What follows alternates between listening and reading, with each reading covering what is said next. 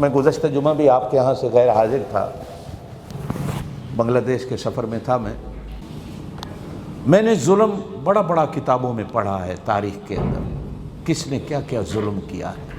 میں ممبر پہ بیٹھا ہوں، اس دفعہ بنگلہ دیش جا کر روہنگیا کے مسلمانوں سے ملاقاتیں کر کے محسوس ہوا کہ شاید جتنا ان پر ظلم ہوا ہے تاریخ انسانی میں اتنا بڑا ظلم ہم نے نہیں دیکھا۔ میں نے اپنی آنکھوں سے نہ دیکھا ہے نہ کتابوں میں پڑھا ہے کہ انسانیت پر اس دور میں جب ہر جگہ انسانیت کا درس اور سبق دیا جا رہا ہو، اس وقت میں جب میڈیا اتنا تیز ہو، جب اخبارات، لکھنے والے، پڑھنے والے ایک ولیج کی صورت میں دنیا بن جائے، ایک گاؤں کی صورت میں ساری دنیا بن جائے کہ ایک لحظے میں آپ دنیا کی خبر سن سکتے ہیں اور پڑھ سکتے ہیں، اس علمی دنیا کے دور میں انسان پر اتنا ظلم و ستم، اتنا ظلم و ستم کہیں نہیں پڑا، کہیں نہیں دیکھا۔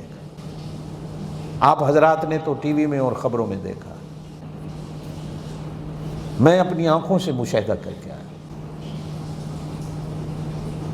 اور آپ کی اور میرے لیے بھی یہ تنبیہ ہے کہ وَتِلْكَ الْأَيَّامُ نُدَاوِلُهَا بَيْنَ النَّاسِ، اللہ دنوں کو لوگوں کے درمیان میں تقسیم کرتا ہے، کبھی کسی کے لیے اچھا دن آ جاتا ہے اور کبھی کسی کے لیے تباہی کا دن آ جاتا ہے۔ ان میں بھی ایسے لوگ بھی دیکھے جو یہاں تھے، آج بیچارے وہ یہاں آ، جو لوگوں کو دینے والے تھے آج وہ بیچارے اس طرح کر کے ایک ٹائم کی روٹی مانگنے والے۔ 75% عورتوں کو پردے میں دیکھا ہے، 75%۔ ان با پردہ عورتوں کی عزتوں کو ایسے تار تار کیا گیا ہے کہ وہ ناقابل بیان ہے کہ ممبر پہ بیٹھ کر انسان کسی کے سامنے بیان کر سکے۔ 9-10 سال کی مسلمان کی بچی کو درندے اٹھا کر لے جائیں اور اس پر ظلم و ستم کی انتہا کر دیں، ماں باپ مجبور ہو کر 9-10 سال کی بچی کی شادی کر دیتے، اس لیے کہ ان درندوں کو، فوجیوں کو جب پتہ چلتا ہے یہ شادی شدہ ہے، پریگننٹ ہے، تو اسے نہیں اٹھاتے، لیکن جو بچی کنواری ہے 9-10 سال کی ہے تو اس کو اٹھا کے لے جاتے۔ آپ نے کبھی نہیں پڑھا ہوگا، چھوٹے چھوٹے معصوم بچوں کو، سال 6 مہینے کی عمر ہے، ان کو انگاروں میں ڈال دیا جائے، آگ میں ڈال دیا جائے، اور چھوٹے چھوٹے بچوں کو کلہاڑیوں سے ٹکڑے کر دیے جائیں، چھریوں سے ان کے ٹکڑے، کبھی نہیں دیکھا اتنا ظلم۔ اور پھر ان کو دیکھا ہے آنکھوں سے، جو کچھ ان پہ بیتی ہے، ایسے ایسے لوگ دیکھے جو 50-50 سال بخاری شریف پڑھاتے، شیخ الحدیث ہیں اپنے ملک میں، لیکن آج بیچارے ایک ٹائم کی روٹی مانگنے کو محتاج ہیں، روٹی دینے والا کو۔ 6 مہینے ہو گئے عورتیں ایک لباس میں آئی ہیں، ان کے پاس دوسرا لباس نہیں ہے تبدیل کرنے کے لیے۔ 80% عورتوں اور مردوں کے پیروں میں جوتے نہیں ہیں، ان 3500 بچوں کے تن پہ کپڑے نہیں تھے، کسی نے پاجامہ پہنا ہوا ہے تو قمیض نہیں، کسی نے قمیض پہنی ہوئی ہے تو پاجامہ نہیں، پیروں میں تو کسی کے جوتے نہیں۔ اتنا ظلم و ستم، بڑے بڑے مدارس آگ لگا دی گئی، قرآن، حدیثیں، ہر چیز جل کے راکھ ہو گئی۔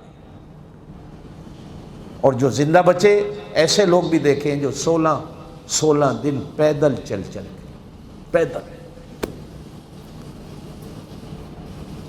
رات کے اندھیروں میں چلتے ہیں، دن کو چلتے ہیں تو گولی مار دی جاتی ہے۔ جنگلوں کا رخ، جنگلوں میں درندے، پانی کا رخ، پہاڑوں کا رخ۔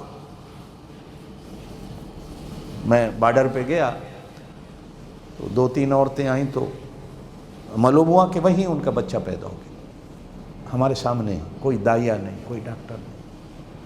کچھ ایسی عورتیں بھی دیکھیں جو 2-2 دن کا بچہ اٹھائے ہوئے کہ ہمیں ہو گئے 10-10 دن پیدل چلتے ہوئے، یہ بچے راستے میں پیدا ہو گئے۔ وہ کیسے پیدا ہو گئے؟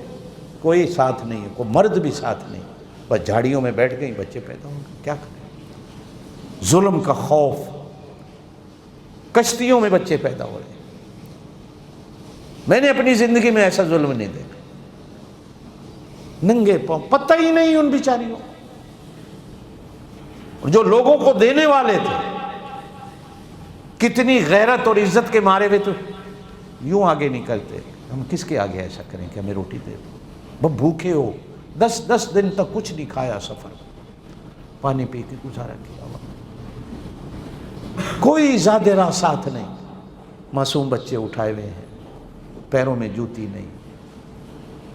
اب آگے بھیڑ بکریوں کی طرح گاڑیوں میں بند کر کے ان کو کیمپوں میں ڈال دیا جاتا ہے۔